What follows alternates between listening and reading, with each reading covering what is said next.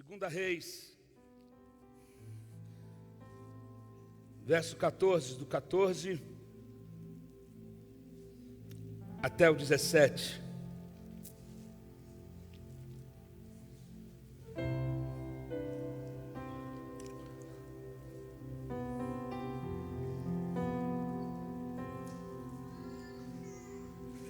O contexto aqui é que o exército da Síria estava em guerra contra Israel.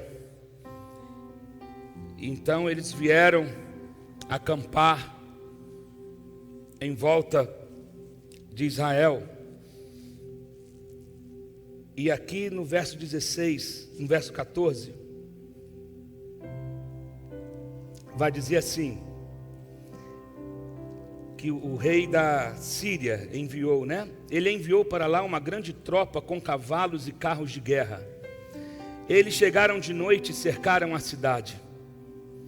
O servo do homem de Deus levantou-se bem cedo pela manhã e quando saía viu que uma tropa com cavalos e carros de guerra havia cercado a cidade. Então ele exclamou: "Ah, meu senhor, o que faremos?" O profeta respondeu: "Não tenha medo, aqueles que estão conosco são mais numerosos do que eles." Eliseu orou: "Senhor, abre os olhos dele para que veja." Então o Senhor abriu os olhos do rapaz, que olhou e viu as colunas cheias de cavalos e carros de fogo ao redor de Eliseu. Imagina Eliseu diante do seu servo, que era Geazi, do servo que não enxergava como o profeta enxergava. E chega diante do profeta e fala para ele: "Eliseu, meu Deus do céu, está terrível lá fora, a cidade está cercada, o nosso território invadido, o exército da Síria está em volta, esses caras são cruéis." Aí Eliseu responde: "Não tenha medo, aquele que está com a gente, os que estão conosco, são mais numerosos do que o que eles têm." Aí Eliseu faz uma oração para o Senhor. Imagina Eliseu fazendo essa oração: "Senhor, abra os olhos desse rapaz. Abra os olhos desse rapaz, abra os olhos desse moço." E o Senhor abriu os olhos e ele viu, o monte estava cercado de cavalos e carros de fogo ao redor de Eliseu. Eliseu disse para ele: "Não tenha medo, não tenha medo. A gente pode estar cercado, mas a gente não está em desvantagem. Eu posso estar oprimido, sendo, espremido, mas não em desvantagem." Amém? Não estamos em desvantagem. A gente pode estar sendo intimidado, mas não em desvantagem. A gente pode estar sendo afrontado, mas não em desvantagem. Senhor, abra os nossos olhos.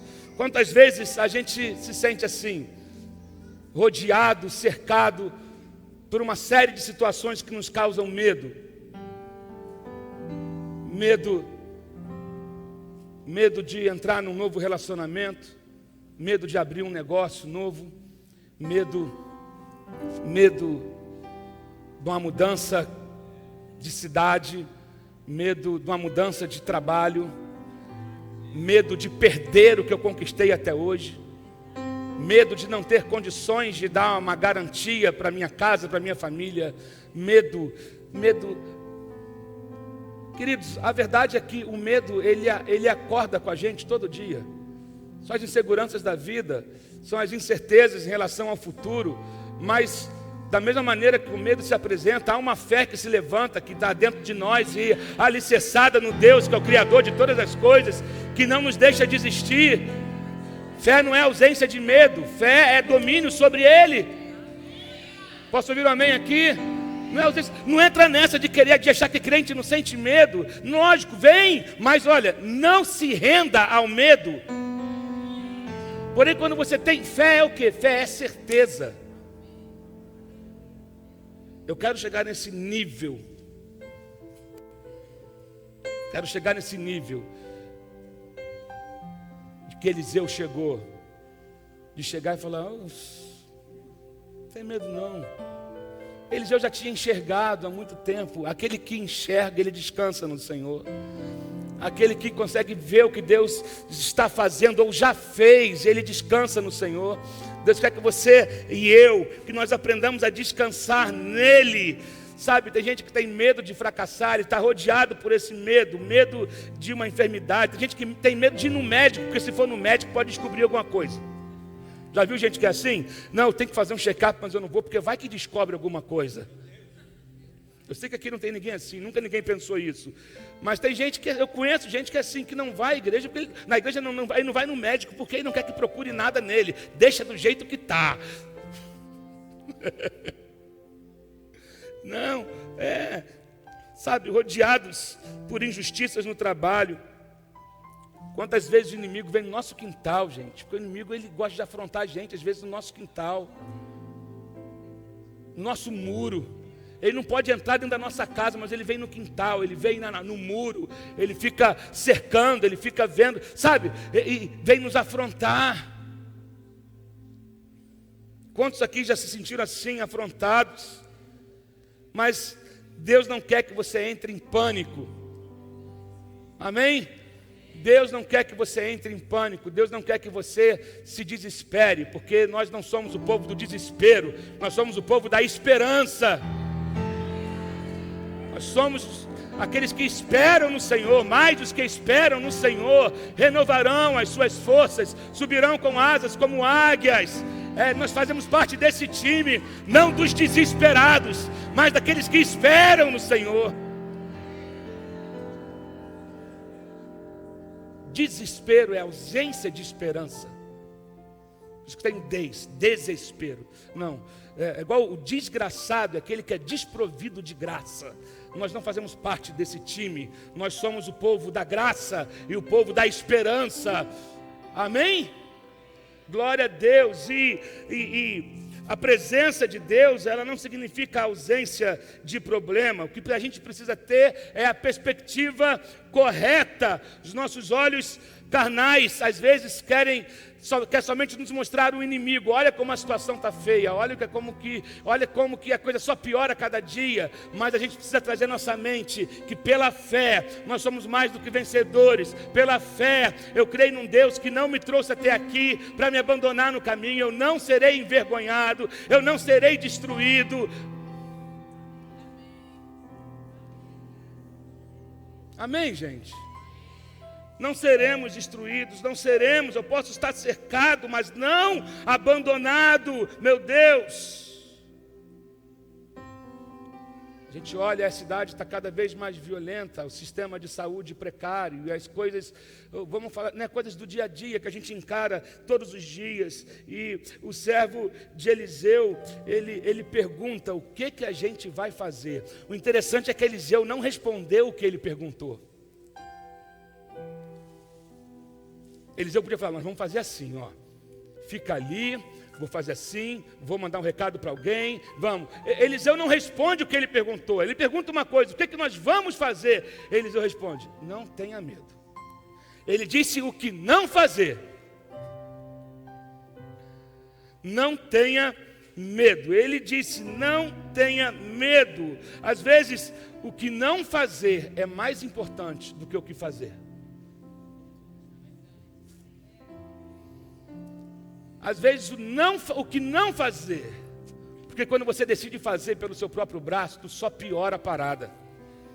quando você tenta se defender, se justificar, querer lavar a tua honra, querer fazer, tu só vai piorando as coisas. Então, às vezes, o que não fazer, eu não vou descer nesse nível, eu não vou entrar nessa pilha, eu não vou responder a maldade com maldade, eu vou aguardar, porque há um livramento vindo do Senhor, há um livramento, há uma resposta, há um socorro vindo da parte dele. Ele já deu ordem a anjos, e está vindo um exército, e ele já chegou. Há um exército vindo, que é muito maior do que essas coisas que estão nos rodeando. Há um exército que já chegou. O problema nosso não é ausência de presença, é falta de visão.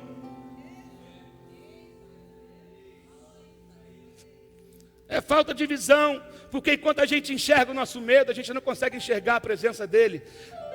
Quando você foca na sua disfunção, você não consegue enxergar, perceber que ele está presente do teu lado. Pare de se concentrar naquilo que estão zombando de você, falando a teu respeito, e se concentre em quem Deus é. Ele é socorro, ele é livramento, ele é rocha firme, inabalável, sempre presente. Emanuel, Deus conosco, rocha da minha salvação. A quem temerei? A quem temerei? Ai, meu Deus. Quando você deixa o medo te dominar, você não consegue ouvir ninguém. Você entra numa paranoia, você não consegue, você entra num parafuso. Eliseu disse ao servo o que não fazer. Se você fixa somente nas circunstâncias, você não consegue enxergar os recursos. Se você fixa só na circunstância, só no que o inimigo está dizendo, você não consegue enxergar o que Deus já colocou à tua disposição. E é isso, o diabo quer cegar você. Ele quer apenas que você veja todos os problemas que estão à sua volta. Ele quer que você só ande, que você veja o desespero. Ele quer que você só fique enxergando o caos. Ele quer te impedir de receber as boas notícias. Ele quer te impedir de receber a boa nova. Ele quer que você ande dominado pelo caos, porque esse é o trabalho dele, essa é a função dele. Por isso que você precisa ter a perspectiva correta para poder enxergar os recursos que estão à tua disposição. Quando você enxergar o que Deus colocou à tua disposição, isso que o inimigo está fazendo passa a ser ridículo. Quando você enxerga o que Deus já enviou para você, você vê que é tão maior do que o inimigo está dizendo que vai fazer com você, que vai acontecer com você, sabe? Que você chega a falar, tadinho dele. Abra os olhos dele, Senhor. Abra os olhos do menino. Aqueles que estão com a gente são muito maiores, são mais numerosos do que eles. O que Deus mandou na tua direção essa tarde é muito maior do que aquilo que tem tentado calar você, do que aquilo que tem tentado parar você, do que aquilo que tem tentado manter você em cima de uma cama, com medo de encarar a vida, com medo do desafio. Deus está falando, levanta os teus olhos e veja o livramento chegando, a porta abrindo, levanta os recursos, as conexões que eu estou trazendo para você. Você para de olhar para a circunstância e enxerga o fluxo do céu que está descendo em tua direção. Deus já deu ordem, Deus já enviou socorro. Apenas abra os olhos deles, Senhor. Abra os olhos deles. Abra os olhos. Você não pode discernir a situação quando você não enxerga corretamente. Se você tem uma visão distorcida, você não consegue enxergar ou discernir corretamente. Eliseu precisou compartilhar a perspectiva dele com o servo dele. Senhor, mostra para ele o que eu estou vendo. Às vezes você vai ter que compartilhar a tua perspectiva com alguém que está do teu lado, que você ama, que anda com você, mas não conseguiu ver o que você viu ainda. E você vai ter que dizer, Senhor, abre os olhos dele, abre os olhos dela. Ande com gente que não te deixe desistir. Ande com gente que não te deixe desistir. E às vezes a oração, tudo tem que ser: Senhor, só abre os olhos dele, para que ele saia dessa aflição, para que ele saia dessa angústia. Eu já enxerguei, ele ainda não conseguiu. Então, Senhor, abra os olhos. Ou vice-versa. Às vezes, sabe, querido, precisamos compartilhar aquilo que merece ser compartilhado.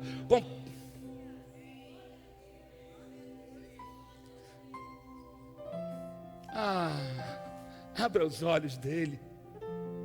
Abra os olhos da minha irmã, abra os olhos da minha esposa, abra os olhos do meu marido. Abra os olhos, Senhor, abra os olhos. Deus, abra os olhos. Eu sei que às vezes é ruim andar do lado de gente. Não é que é ruim, é que não enxergou o que você enxergou. E fé é isso, quando você caminha debaixo de uma certeza. Eu tenho tanta certeza que é de Deus, mas ela não conseguiu enxergar isso ainda. Senhor, abre os olhos. O que a gente vai fazer? Não temas. Somente veja. E às vezes a visão ela é gerada, sabe, dentro de nós. E a visão ela pode ser compartilhada. Eu vou gerar em você. Enxerga, Senhor, faça ele enxergar o que eu estou enxergando. E ele conseguiu enxergar. Aí quando ele enxerga,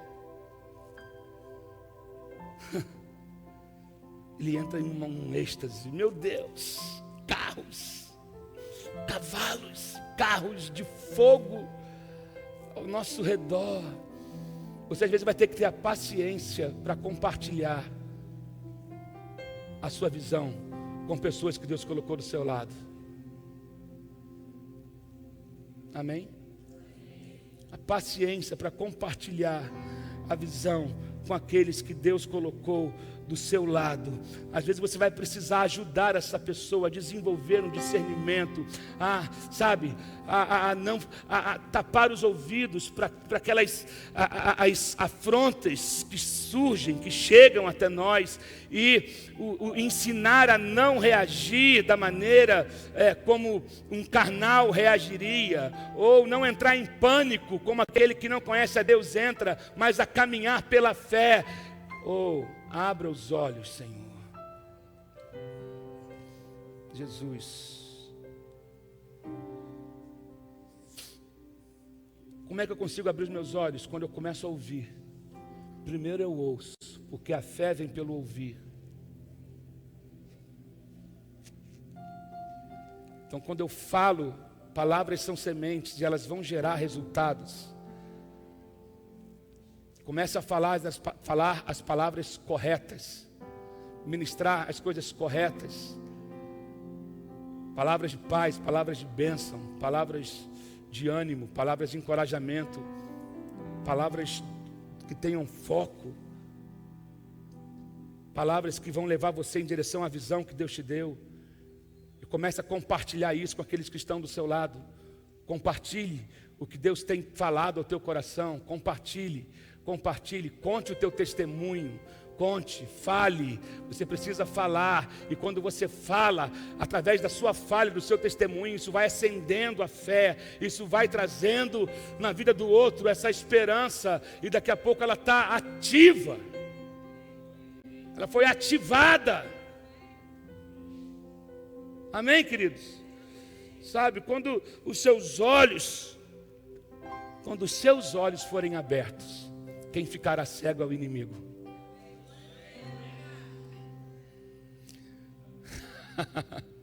Porque o exército inimigo ficou cego. Quando Deus abre os teus olhos, o inimigo passa a ficar cego, ele não vai te enxergar mais. Deus quer te dar esse nível de fé, onde você vai conseguir discernir, mas de ninguém será discernido. Você vai conseguir enxergar, mas o inimigo vai olhar e vai falar: eu não estou achando ele. E você já vai estar em outro nível, passando, conquistando, indo, porque o inimigo vai ficar cego em relação a você.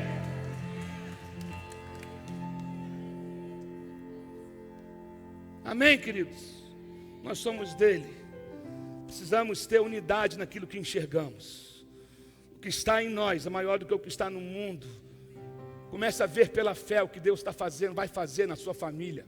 Comece a ver pela fé o que Deus vai fazer nas suas finanças. Comece a ver pela fé o que Deus está fazendo na sua mente, em você, no teu ministério. Comece a enxergar pela fé. Na verdade, Deus já fez. Só falta você enxergar. Hoje é o dia onde Deus está dizendo assim: os teus olhos serão abertos hoje. E o inimigo vai ficar cego.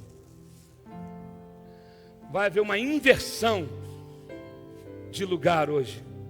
O inimigo vai ficar cego e a tua visão será aberta. O inimigo vai ficar cego e a tua visão será aberta. Posso estar sendo intimidado, posso estar sendo afrontado, mas não estou em desvantagem. A palavra diz, Salmo 27:3: ainda que um exército inteiro me cerque, não terei medo. Ainda que os meus inimigos me ataquem, continuarei confiando em Deus. Salmo 125:2: como as montanhas estão em volta de Jerusalém, assim o Senhor está ao redor do seu povo, agora e para sempre. Salmo 34:7: o anjo do Senhor se acampa ao redor daqueles que o temem e os protege do perigo. Aleluia! Quero convidar você a ficar de pé nessa hora.